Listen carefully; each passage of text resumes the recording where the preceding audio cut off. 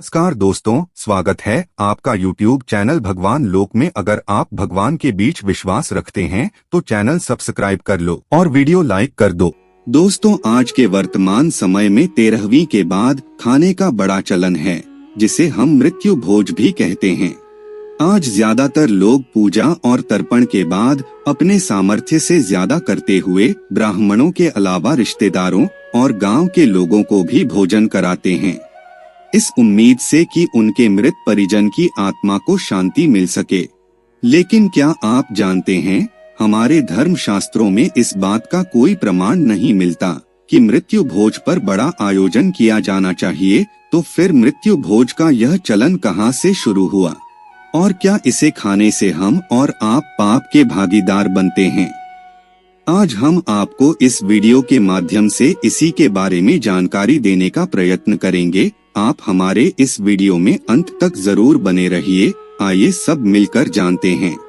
जैसा कि आप सब जानते हैं, गरुड़ पुराण में मनुष्य के कर्मों का लेखा जोखा होता है, जिसमें यह भी बताया गया है कि मृत्यु के बाद आत्मा के साथ क्या क्या होता है और किस तरह से एक जीव आत्मा को स्वर्ग या फिर नरक की प्राप्ति होती है। इसके अलावा इस धर्म ग्रंथ में इसका भी जिक्र है कि मृत्यु होने पर परिजनों को क्या क्या करना चाहिए। गरुड़ पुराण के अनुसार जब कोई मृत्यु को प्राप्त हो जाता है तो उसके परिजनों को आत्मा की शांति और यमलोक की यात्रा तय करने के लिए पूजा करनी चाहिए, ताकि उस मृत्यु आत्मा को इस कठिन रास्ते पर चलने की शक्ति मिल सके। दरअसल जब जीव आत्मा शरीर का त्याग करती है, तब वह निर्बल हो जाती है। ऐसे में उसके परिजन 12 दिनों तक जो पिंडदान करते हैं, उसे खाने से जीव आत्मा को चलने की शक्ति मिलती है।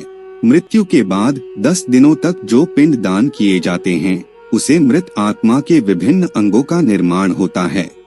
11वें और 12वें दिन के पिंडदान से शरीर पर मांस और त्वचा का निर्माण होता है। फिर 13वें दिन जब 13वीं की जाती है, तब मृतक के नाम से जो पिंडदान किया जाता है, उससे वह यमलोक की यात्रा तय करते हैं।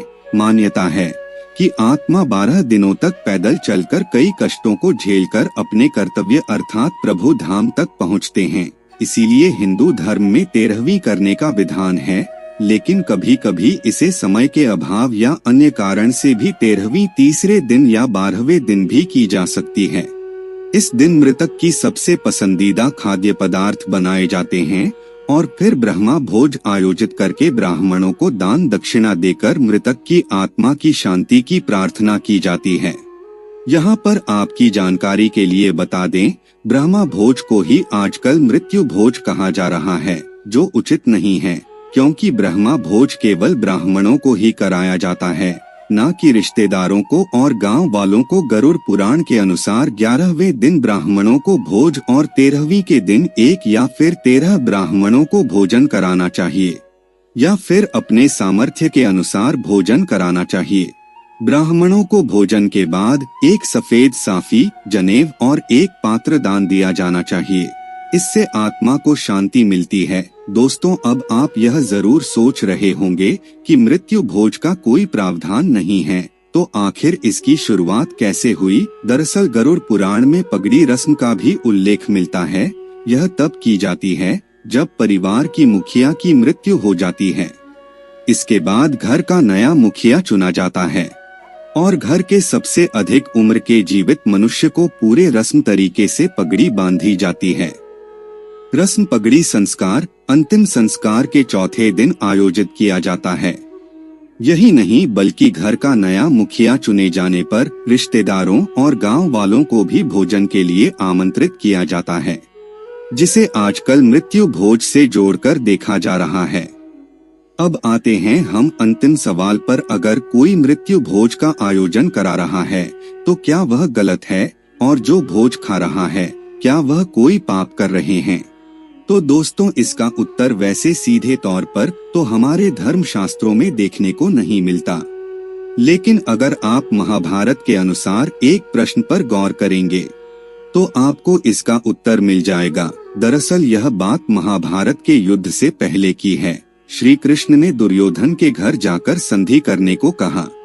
भगवान श्री कृष्ण ने दुर्योधन को हर तरह से युद्ध नहीं करने की सलाह दी, लेकिन दुर्योधन जब नहीं माना तो श्री कृष्ण वहां से लौटने लगे। ऐसे में दुर्योधन ने उन्हें भोजन करने के लिए कहा। तब श्री कृष्ण ने कहा, संपरीति भोजानी आपदा भोजानी बापुने, अर्थात हे दुर्योधन, जब खिलाने वाले और खाने वाले का मन प्रसन्न हो तभी भोजन करना चाहिए, लेकिन जब दोनों के दिल में दर्द और पीड़ा हो ऐसी स्थिति में कभी भी भोजन नहीं करना चाहिए, क्योंकि ऐसा भोजन व्यक्ति के ऊर्जा का नाश कर देता है। और दोस्तों, जब किसी सगे संबंधी की मृत्यु होती है तब 13वीं पर आने वालों और जिनके घर में मौत हुई हो, दोनों के मन में उनके मृत्यु का दर्द होता है। ऐसे में भोजन करवाने वाला और करने वाला दोनों ही दुखी होते हैं। अथवा मृत्यु भोज या फिर 13वीं पर भोजन नहीं करना चाहिए। तो मित्रों, हम अंत में यही कहेंगे कि दिखावे की इस दुनिया में मृत्यु भोज भी एक दिखावा ही है, जिससे काफी ज्यादा पैसे नुकसान होते हैं। इसलिए हमें ना मृत्यु भोज करना चाहिए और ना ही इसमें शामिल होना चाहिए। आज के वीडियो में बस इतना ही। आपको हमारी जानकारी कैसी लगी आप हमें कमेंट में जरूर बताएं और अपने दोस्तों के साथ भी शेयर जरूर करें और हमारे चैनल को भी सब्सक्राइब कर ले। फिर मिलते हैं किसी नई वीडियो के साथ, तब तक के लिए धन्यवाद।